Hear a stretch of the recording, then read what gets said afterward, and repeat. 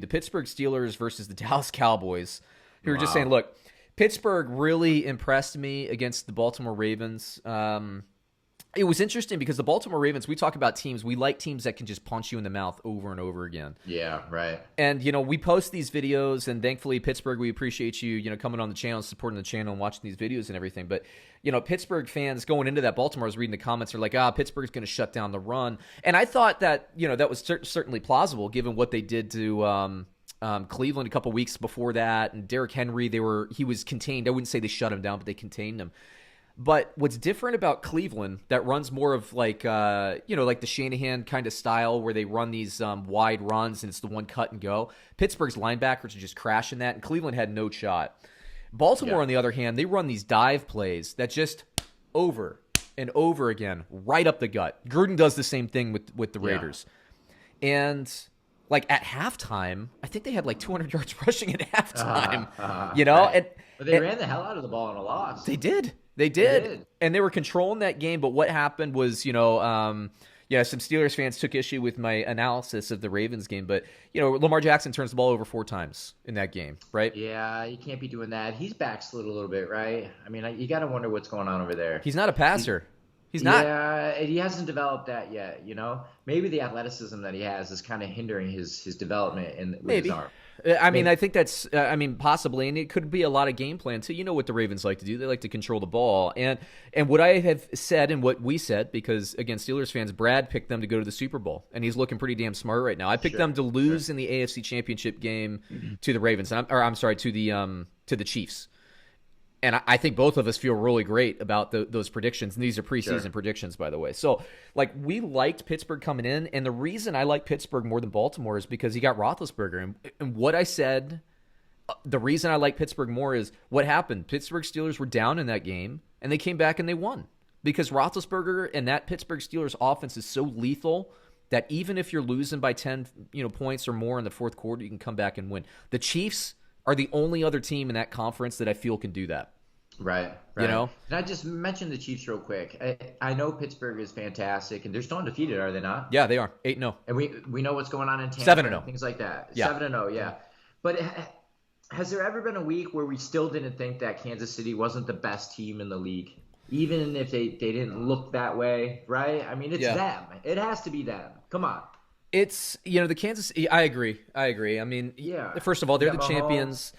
And they lost to the Raiders. They had a really cruddy game against the Chargers that they eked by and won. But, I mean, you could see what they were doing is they came out flat and going through the motions. But when the Chiefs played the Ravens and when the Chiefs played the Bills, I mean, it wasn't really a contest, right? You almost, you get to be so good maybe that you need motivation to get up, right? Yeah. And playing a bad team that you're supposed to win, it's not very exciting for them or emotional for them, right? And so I think that might be what's happening. But to me, to put anybody else at number 1 in the power ranking is a little foolish. I am putting Pittsburgh ahead in the power ranking because there's a couple things. I think these are clearly the 2 best teams in the AFC. And I think clearly that if all stacks right and people can stay healthy, I think these are going to be the AFC Championship teams. I mean, I don't see Buffalo, I don't see Baltimore, who would probably be my 3 and 4 in that conference. The Chiefs or the Colts, who are now at actually 5-2. Kind of sneaking up in record-wise. They have a good defense, but those teams aren't scaring anybody. The only teams that can play defense and score a lot of points are Pittsburgh and Kansas City. Right. And let's, at this point, if the season were to end today, Pittsburgh would have that at their home field. They would. Yeah, because the Chiefs have a loss and Pittsburgh doesn't, Right. And I can't remember. The Chiefs have an AFC loss, so... tiebreakers wise, even if they end up with the same amount of losses, if Pittsburgh loses a game to the NFC, that's the tiebreaker because I don't believe they play each other this year. But either way, it's like there are teams, and I'm looking at the NFL at this point. Tampa Bay is another one team that can really shut you down defensively and score a lot of points. Yes, so if it's a shootout, you can compete. If it's a low-scoring game, you can compete. Baltimore can compete if it's a low-scoring game, but not a shootout to me. I agree with you 100%. Who are the few teams in the league that can shut you down defensively and score, right? Yeah. That's a rare breed. We have Kansas City, Pittsburgh. Tampa's looking like that team. And, you can't put Green Bay on the list. You can't put Seattle on the list. we thought it was Buffalo for a bit. You can't add them anymore. No, you can't. You got to take them off. You're right. I mean, you can't take them out of the list. I'm pulling up an average scoring margin. So like your average amount of victory, right? Mm-hmm. So right now the Kansas City Chiefs are number 1 in the league. I don't think that's any shock to anybody at 12.6. Tampa Bay is number 2 at 10.2, wow. And they're improving. Remember, they started rusty with Tom Brady. So yes, they're number 2 in the league with a 10-point margin. Baltimore is number 3 at 10.1, but that, as we just said, I think Baltimore is the type of team that they have to play from ahead and kill you running the ball out. Sure. Otherwise, they got no gas. They got nothing, right? That's it. That's the strategy, and that's how they're going to do it. That's how they're going to do it, but they can't really, to me, Baltimore, that style of play is not going to get you over the hump against a Pittsburgh or Kansas City. Sure. It falls short. It falls short. And then Pittsburgh's number 4 at 9.9. So you're talking about Baltimore 10.1, Pittsburgh 9.9, Tampa 10.2, so they're all within 0.3 points, and you got Kansas City up here. Look, Pittsburgh, I can't say enough about this team. They're fantastic, and they're absolutely Super Bowl threat. You got Super Bowl pedigree. Ben Roethlisberger has 2 under his belt. You got the receivers. Even if you stop JuJu Smith-Schuster and Diontae Johnson or Chase Claypool, you still got Ebron. I mean, the Baltimore Ravens did about as good as you could do against the Steelers this week. They forced the Steelers to go to Ebron in key situations. Diontae Johnson, I think he was in and out, some injuries, so he wasn't a factor. Claypool had a fumble, I think, in that game. I don't think you can play Pittsburgh's offense any better than the Ravens did, and the Pittsburgh Steelers won. Sure. Then you look at Dallas. Let's talk about Dallas. Oh, boy. All right. Not for long. Not for a long time. Wow, what a disappointment. What a huge disappointment, man.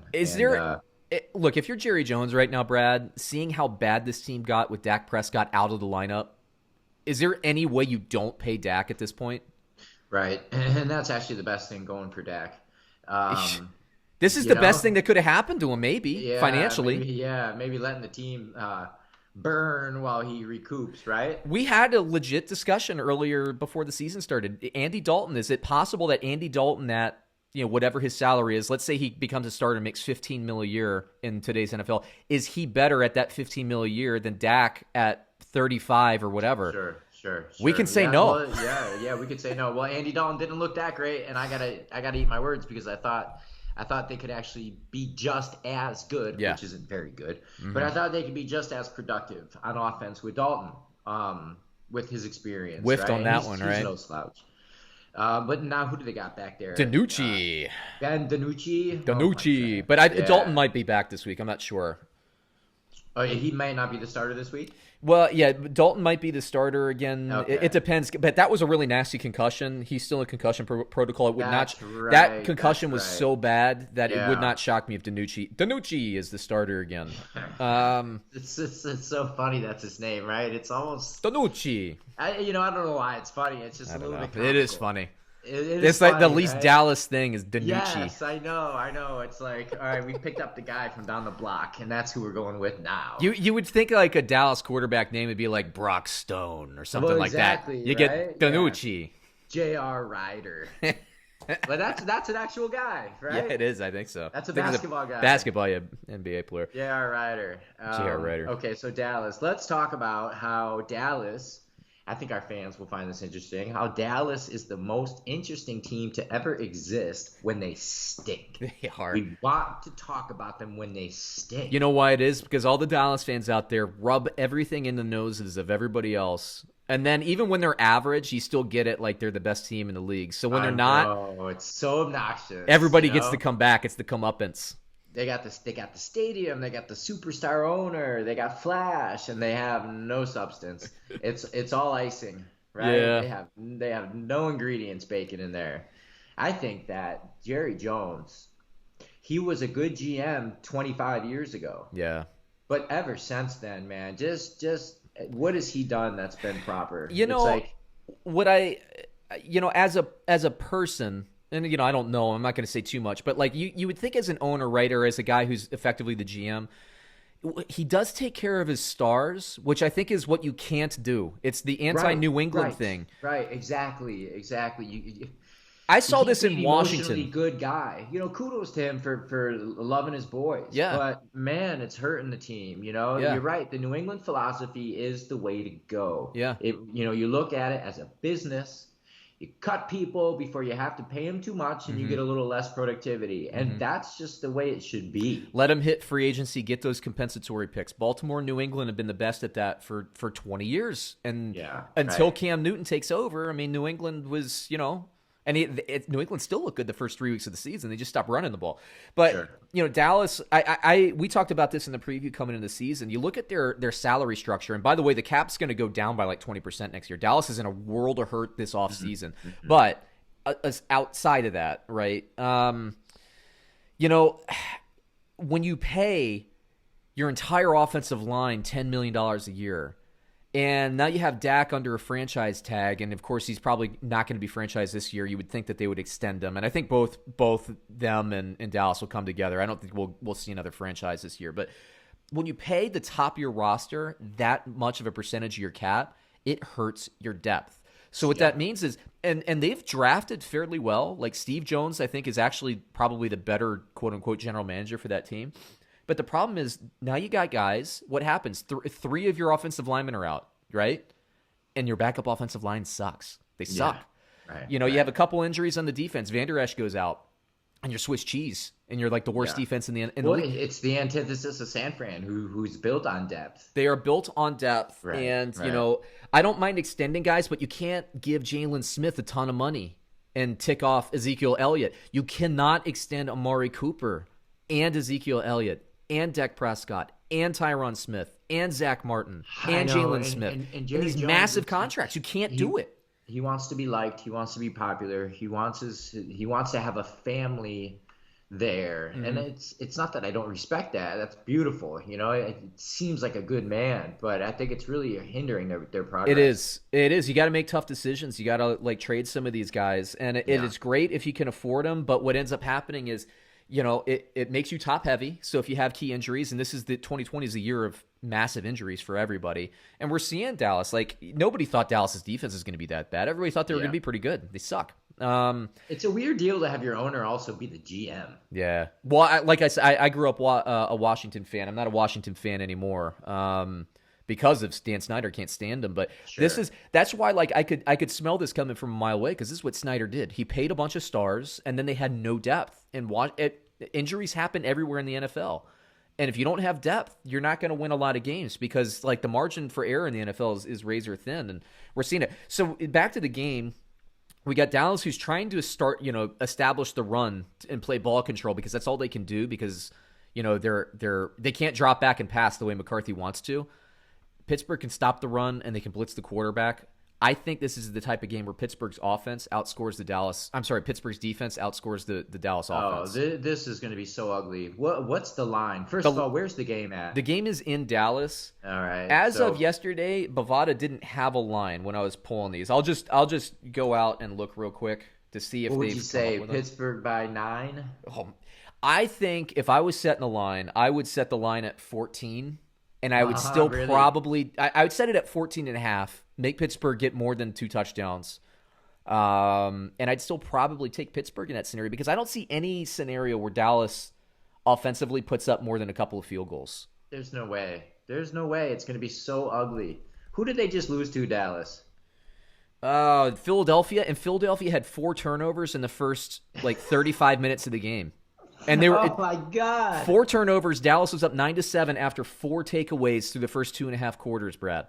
9-7, and they still got absolutely thumped at the end of that game in spite of the turnovers and the turnover margin. They're bad, dude. They're so bad. I love this. Let me see if there's a lineup on this yet.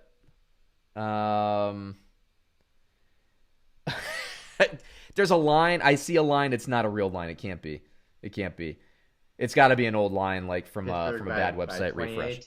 Well, it said Pittsburgh by 3. There's no way, or Pittsburgh plus 3. There's no way Pittsburgh's there. And yeah, Bovada. I'm convinced if I go to Bovada, let me just look. If you can get in on that, I saw that yesterday and I logged into my Bovada. I could not get in on that action. So I'm basically, I think what's happened is the sports books are waiting to see if Dalton or Danucci Oh, sure. Yeah. are going to play. But to me, I mean, I don't even think that matters. I think you could set the line now. No, I don't think it matters either. It would not shock me one bit, Brad, if that line is 20. Yeah. Oh, God. I mean, we saw Chiefs versus Jets last week at 20. Chiefs minus 20. I think it got bet down to 19.5. Chiefs covered. I'm just going to pull up one more thing here. Yeah, I can't find a line. So Bovada doesn't have it up yet. Okay.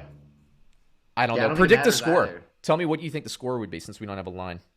I think it's going to be Pittsburgh 35, Dallas 17. I think it's going to be worse than that. Junk points at the end. Yeah, I think Dallas. I guess you're right. I guess Dallas could get a garbage touchdown. The only way that they score a lot of points is if Roethlisberger throws picks or Connor fumbles or something like that. I think this is realistically like a 45 to 16, 45 to 13 type game. Just a thumping. It's a thump. When the line comes out, I'm betting Pittsburgh. I mean, even if it's 20, I got to put money on Pittsburgh. I just don't see how Dallas matches up this week. I just don't. Anyway,